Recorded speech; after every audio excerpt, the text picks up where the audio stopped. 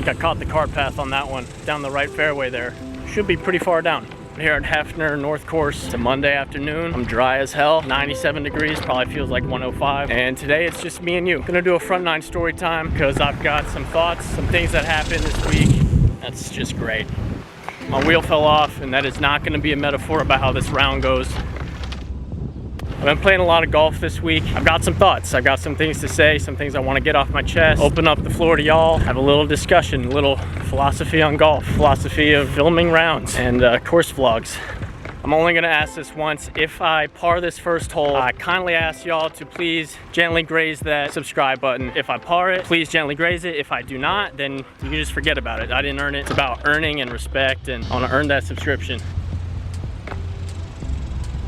That first putt, if I gave it a little more, that might have been in. Pretty good line. Not gonna, you know, I don't want to toot my own horn, but a little,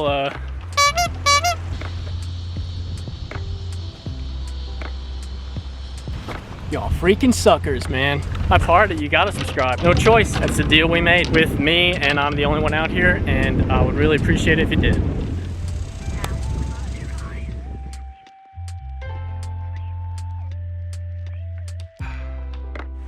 All right, I mean, that's just how this round's gonna go, I guess. I have 165 to the pin. Wind was in my face, and 165 is usually my 7-iron, so I just clubbed up one, hit my 6, and I hit a pure, and it just got caught up in the wind. Might be a double club up kind of day.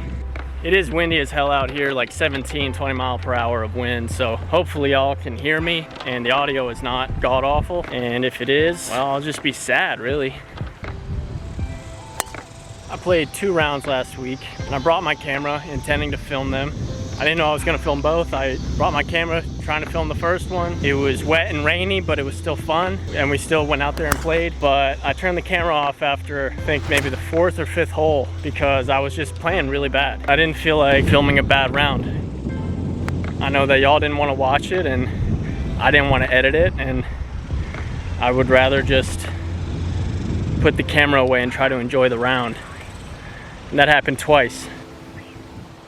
Once I put the camera away, I parred out. I had 4 or 5 pars in a row. I was playing good golf. So it got me thinking and wondering, how much pressure does the camera add? Because if you asked me before that round, I would have said it doesn't really affect me. I don't really think about it. It's an extra step, sure. Before I address the ball and hit it, I have to set up the shot and hit record, but I wouldn't say that it affects my play. But, you know, I was like 6 over through 4 and then turned the camera off and was 6 over through 9.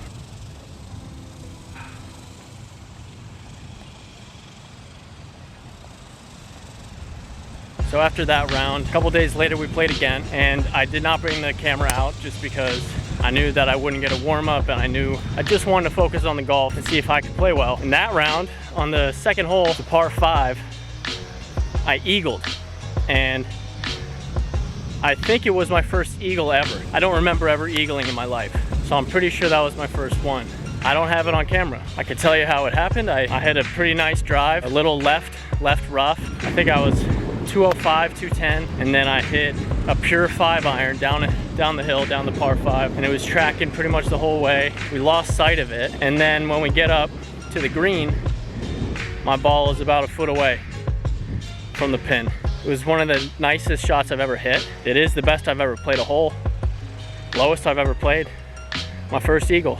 I had a tap-in eagle, and I wasn't filming.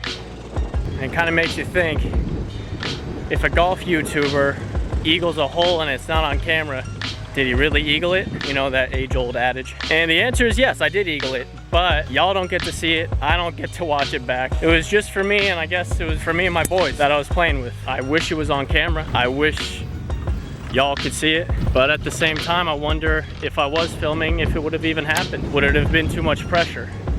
You know, would I have pured that 5-iron, or would I have tugged it a little? Maybe it's 6 feet from the pin and I miss. And then a few days after that eagle, I played again with 2 of my buddies, and I started filming that one. Played the first hole well. Jack, I don't play. That's how a golf shot is supposed to look.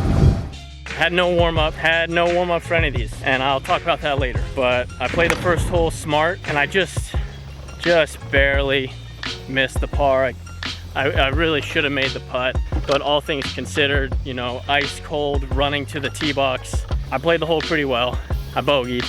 The second hole, I hit my drive too far, it goes into a backyard.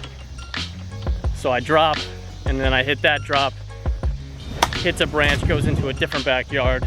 So I'm already playing, you know, I'm on my 5th shot. I try to punch that out, it hits a branch, and I'm still, you know, 160 from the pin. Hit that, looks like it's tracking, lands on the green, rolls off. All said and done, quadruple bogey. And then I put the camera away because at that point, the round was not worth filming for you or for me.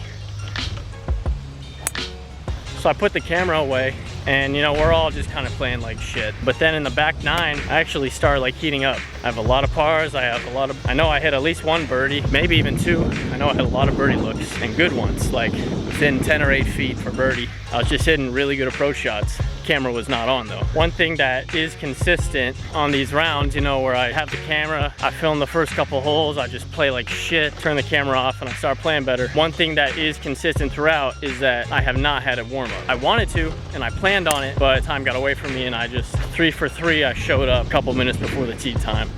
That could explain, you know, why I play terrible the first few holes, and it takes me a little bit to warm up, and then turn the camera off after the 5th hole, and then I start parring out because I'm actually warmed up. That's definitely possible, which is why I made sure that today, I knew I had to film. I don't have any usable footage. I got to Hefner today around 4, and I asked for a tee time around 4:30 so that I could chip, putt a little, and then hit a small bucket of balls.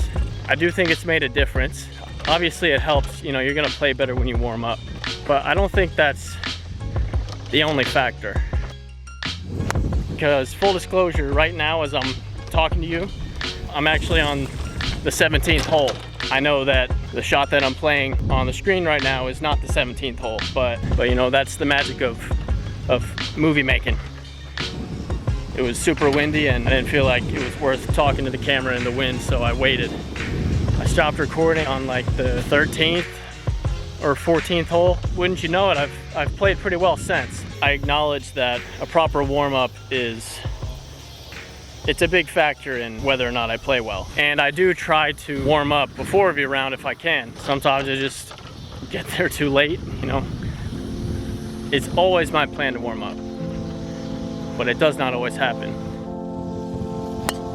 But having said that, I played with Drew a couple weeks ago and I didn't warm up. I actually, unfortunately, it's a little embarrassing, I went to the wrong course. I didn't read the text. I just, you know, I just read what time the tee time was, and I assumed where we were playing. And so I show up at the wrong course with probably 5 minutes until the tee time, and then I figure out, oh, I'm 15 minutes in the wrong direction. I booked it as fast as I could, tried to play the first hole sprinting because I saw Drew on the green. I lost my ball and just gave myself a triple. And with that triple, 0 warm-up. There's an asterisk, obviously, because I didn't actually finish that first hole, but I shot an 81. With every other, you know, the next 17 holes were legit, and there was no camera. My best rounds have not been on the camera, which means there must be a factor, you know, so either pressure of performing well, pressure that I want to play well so that I can have a good round to show y'all and that y'all will be interested or, you know, and impressed.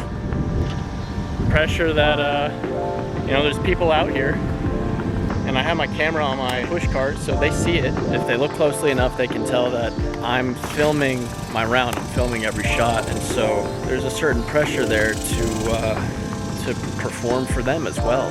Like, who am I? Who is this guy that thinks he's good enough, important enough, interesting enough where he's gonna film every shot? It feels as though I need to live up to people's expectations that, you know, other people that are on the course. Surprise, I'm no longer at the course. This is a couple days after I played that round that I'm currently editing, but my camera, I think my card was full halfway through one of the sentences that I was saying. I'm just out here walking in my neighborhood just to put together some final thoughts, closing sentiments on filming rounds and course vlogs and whether or not the camera adds, you know, any pressure, how much pressure does it add.